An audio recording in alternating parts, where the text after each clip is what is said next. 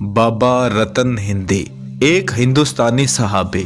تاریخی روایات میں جماعت صحابہ رضی اللہ تعالی عنہم کے اندر بعض ہندی مسلمانوں کا تذکرہ بھی ملتا ہے، مثلاً حضرت بیر رتن ہندی، بابا رتن ہندی۔